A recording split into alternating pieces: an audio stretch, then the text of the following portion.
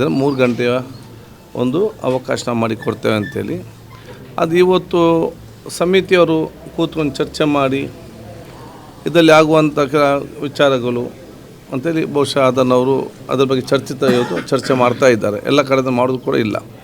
ಆದ ಕಾರಣ ಇವತ್ತು ಇದರ ಬಗ್ಗೆ ಏನು ಇವತ್ತು ನಮ್ಮ ದೇವಸ್ಥಾನ ಮತ್ತು ದೇವಸ್ಥಾನ ಆಡಳಿತ ಮುಖ್ಯಸ್ಥರು ಅದರ ವಿವರಣೆ ಇಟ್ಟುಕೊಂಡು ಅದರ ಪ್ರಾಮುಖ್ಯತೆ ಮತ್ತು ಅದರ ಸಂಪ್ರದಾಯ ನಮಗೆ ಹೇಳಿದ್ದಾರೆ.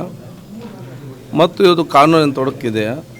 ಇದು ಎರಡರ ಮಧ್ಯೆಯೂ ಕೂಡ ಇವತ್ತು ಚರ್ಚೆ ಮಾಡಿ ಅದಕ್ಕೆ ಯಾಕೆಂತ ಹೇಳಿದರೆ ಒಂದು ಈ ವರ್ಷಕ್ಕೆ ಸೀಮಿತವಾಗಿ ಅಂತಲ್ಲ, ಮುಂದೆ ಯಾವುದೇ ಸಂದರ್ಭದಲ್ಲಿ ಕೂಡ ಯಾವುದೇ ವಿಚಾರದೂ ಕೂಡ ಇದು ಸರಿಯಾದ ದಿಕ್ಕಿನಲ್ಲಿ ಏನು ಹೋಗುವ ರೀತಿಯಲ್ಲಿ ಏನು ನಮ್ಮ ಹಿರಿಯರು ಇವತ್ತು ನಮಗೆ ಬೇಡಿಕೆ ಸಲಹೆ ಕೊಟ್ಟಿದ್ದಾರೆ.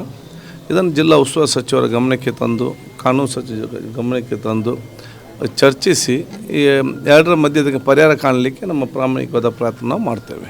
ಸರ್, ಈಗ ಕೋವಿಡ್ ಸಂದರ್ಭ ಇತ್ತು, ಬೇರೆ ಬೇರೆ ಕಠಿಣ ಸಂದರ್ಭದಲ್ಲೂ ಕೂಡ ಈ ಆಚರಣೆಗಳಿಗೆ ತಡೆ ಆಗಿರಲಿಲ್ಲ. ಈ ವರ್ಷ ಅಥವಾ ಈಗ ಯಾಕೆ ಈ ಥರ ಆಗ್ತಾ ಇದೆ ಅನ್ನುವಂಥ ರೀತಿಯ ಆರೋಪಗಳಿದೆ. ನೋಡಿ, ಈಗ ನಾನೊಂದು ಸ್ಪೀಕರ್ ಆಗಿದ್ದ ಬಗ್ಗೆ ನಾನು ನಮಗೆ ಚರ್ಚೆ ಮಾಡಲಿಕ್ಕೆ ಆಗೋದಿಲ್ಲ. ಚರ್ಚೆ ಮಾಡೋದು ವಿಚಾರ ಕೂಡ ಅಲ್ಲ ಇದರಲ್ಲಿ.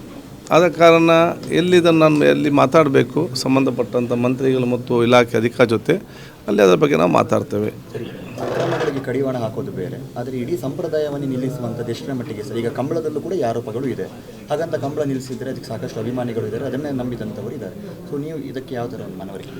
ನೀವು ಕಂಬಳ ಕೋಡಿದ ಸಮಸ್ಯೆ ಬಂದಿತ್ತು, ಮತ್ತು ಸರ್ಕಾರದಿಂದ ಇವತ್ತು ಒಂದು ನಿರ್ಣಯ ಮಾಡಿ ಅಸೆಂಬ್ಲಿಯಲ್ಲಿ ರೆಸೊಲ್ಯೂಷನ್ ಮಾಡಿ ಸುಪ್ರೀಂ ಕೋರ್ಟಿಗೆ ಅವತ್ತು ನಾನು ಸಚಿವ ಸಂಪುಟ ಸದಸ್ಯನು ಕೂಡ ಆಗಿದ್ದೆ.